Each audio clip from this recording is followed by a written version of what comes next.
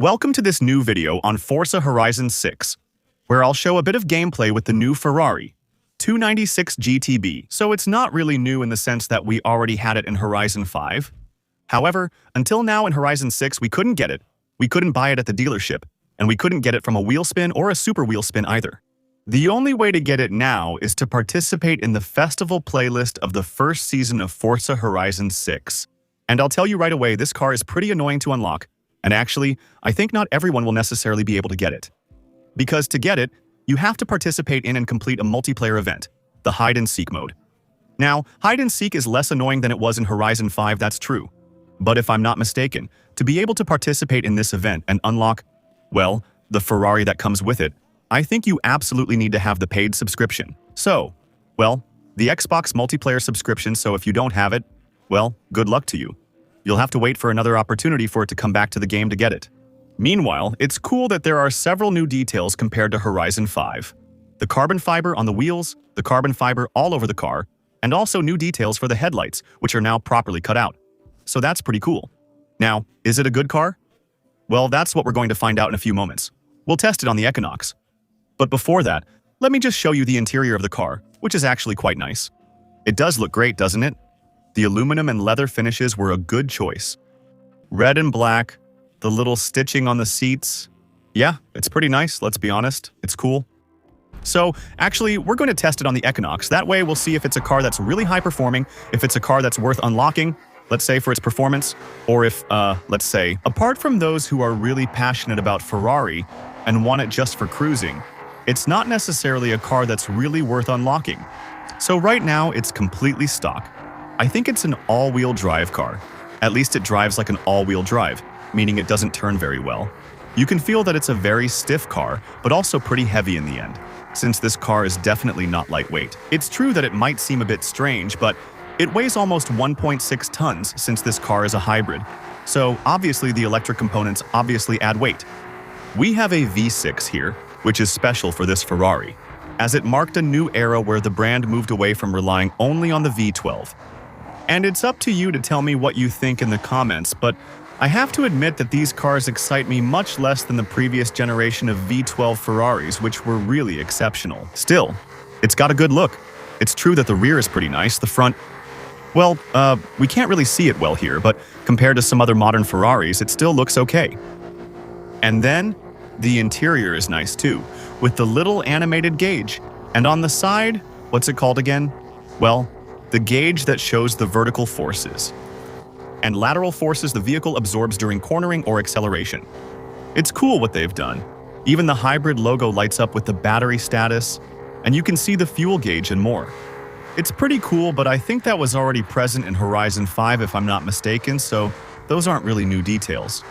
So indeed, a turbocharged hybrid V6 on this car, a car that has 830 horsepower stock, so as you can see, it weighs almost 1,100 kilos. I think it's all-wheel drive, 0 to 100 in just over 2 seconds. And the stock top speed is pretty high. It's 360 kilometers per hour. So it's not too bad. It's a car that's S2 by default. And it drives pretty well, even though you can tell it's not an extreme car. I mean, just before this, I made a video for you about the Wera R. The Wera R, it blows it away every day. Next to it, the 296 is like a Clio. Well, at least in stock form. We'll see with the upgrades. Maybe the 296 will be a good car. Anyway, for now I think it's going to be okay. Mid-tier. Without being really bad or ultra-high performing. It actually handles pretty well once it gets going. It's just when you're driving relatively slowly at low speed, you can feel that it's not that incredible, that's it. But hey, we managed to get a fairly acceptable lap time. We did 2:02.40 and some change, if I'm not mistaken. That's right, 2:02.44918. Well, for now, that puts us about average among the cars we've tested in the game on this track. So, can we improve it, and what can we change on it? Well, first, we can swap it, and yeah. Okay, so that's cool. The good news is that we can still put some very powerful engines in it, especially the engine. I think it comes from the FXXK. So we can turn it into a serious car. It's not a four-wheel drive, it's rear-wheel drive. Alright, well, it drives very strangely for a rear-wheel drive. I don't get the feeling of a normal rear-wheel drive at all. It's not a big deal. It's a car that's going to have more than 1,000 horsepower anyway with the upgrades. So normally, we still have a good base. But I think, unfortunately, it's going to stay pretty heavy. We're going to lose 200 kilos, that's good. But compared to, let's say, other cars currently at the top of the Gear Nuts leaderboard, well, the power-to-weight ratio isn't that amazing. Maybe it'll just be a rocket in a straight line. We're on semi-slicks by default, so some upgrades are still available. It's still a car that'll struggle to reach R class. So, you see what I mean? That's it. In my opinion, it's more of a car to unlock for the style or because you like this Ferrari or you like Ferrari, rather than for the performance. Alright, still, we're going to go test it out. And then after, we'll go test it with the swap. Alright, let's go. We're going to test it on the Top Gear Nox. We've upgraded it to see how much time we can save. The sound is better. The sound is more like a V12, even though we kept the V6 engines. I'm not sure what caused that. Maybe just the exhaust modification in race mode. It sounds more metallic, rougher. It's a bit better. Even though it's not as good as the sound of the Ferrari V12 on other cars in Forza Horizon 6. This car is still weird to drive, right? I really feel like the devs messed up and made it all-wheel drive or something. It's just this weird feeling. Having a car that doesn't turn. In corners, actually. It understeers and always pulls to the outside, not turning enough. It's not amazing, you know. I'm not sure what category they put this car in, but I think it's a supercar. But it's true that now there's a big difference in performance too on Horizon 6 between supercars, hypercars, and track cars. They really changed the physics of Forza Horizon 6 a lot, compared to Horizon 5. And yeah, I feel like the supercars are, I feel like we're basically in the supercars from Forza Horizon 5, actually. It's pretty weird. I don't know if that's normal. Same for top speed. We really took a hit. Since to improve handling, we added a lot of aero. And the car lost a bit of top speed. But I guess we'll make up for it by going faster through the corners. Yeah, but now in the corners at speed, it's clearly better. Honestly, it's a shame. This car really has two flaws. It's the lack of top speed for an R-Class car. And it's not a lack of grip, but it just doesn't turn enough, actually. Those are the only two things. The rest in the end is actually pretty good. It's a shame they finally made the little screen that's on the glove box there for the passenger. Just like in real life. In real life, I believe the speedometer should display the speed. It's supposed to show several things, multiple display panels. Normally, it shows the speed of the car, so that the passenger can know how fast the car is going. Well, it's running fine. Actually, it's really weird. Really, there's a speed above which it runs properly, and below which it's not pleasant to drive. So, well, we'll see. Maybe it'll be the same with the F80. Maybe not. That's not the same. They redid the gear shift improvements with the paddles. They're better, that's it. Yeah, we did too, 2.32. It's not amazing, huh? It's one of the worst we've done so far. Now we'll test it with real four-wheel drive to see if driving changes or stays the same. And then we're mainly going to install the V12. So it's true that now we need to test several things. Or not. Well, I think that actually the hybrid V12 is still clearly more powerful than the racing V12. You have the choice between two V12s for this car, the racing V12 or the hybrid V12. And actually, yes, the racing V12 gives you a car that's going to be lighter. That's the magic, right? The V12 is lighter than the V6 in this game. But on the other hand, it's definitely a lot less powerful. So, to get the best power ratio, it's actually more interesting to install the 6.3 hybrid V12 engine. Alright, let's try a third test and see if we save time. Honestly, I think we will with nearly 400 extra horsepower.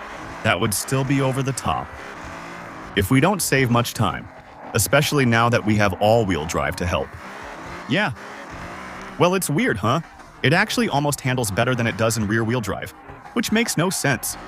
Like, really, it shouldn't be like that at all. I feel like it, but I don't think that's actually the case.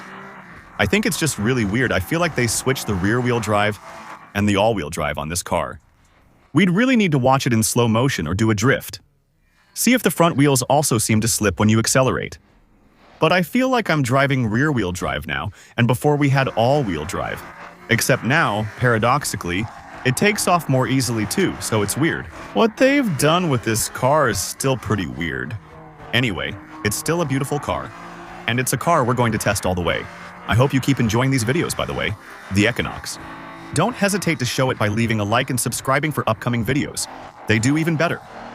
You can also, of course, use my link below this video to buy your games for less. Especially Horizon 6, but all the games in the world are cheaper through my link.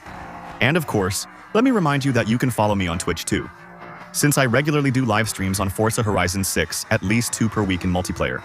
So come follow and drop a Prime sub, it always makes me happy. There you go. We also have a higher top speed, so I think we'll save time with our Ferrari. Which, I don't know if it's really worth unlocking. It's up to you to tell me what you thought about it. But between the fact that unlocking it costs money, well, paid, indirectly, with the game's multiplayer, and the fact that this car isn't that high performing, it's probably not the most interesting car to unlock from Season 1. For me, the much more interesting car is the Pagani Huayra R, which you can unlock in just 5 minutes. Really, it's very quick. And maybe the Lexus Altezza, actually the Toyota Altezza, sorry, which is available for 15 festival playlist points. It unlocks in about 15 minutes, let's say. And honestly, there's a lot of customization for it. It's one of the most customizable cars in the game. It's the one with the most accessories available. So if you're hesitating, if you have limited time this week to unlock things in the game, prioritize those events over the Ferrari. In my opinion, it'll be easy to find in the auction house once people see it's not that fast. And I think it will be available quite often. Driving like this is much better. Honestly, it should be the default. It would actually be a pretty good car. All right, let's go. Let's check the final time. Yeah, we still shave quite a bit of time off down to 2:28, and now it's moving up a bit in the rankings. But honestly, it's still not that impressive. Well, anyway, we've tested it. That gave you a little preview of whether the car is cool or not, if you want to unlock it or not. And see you later for the next video. Bye.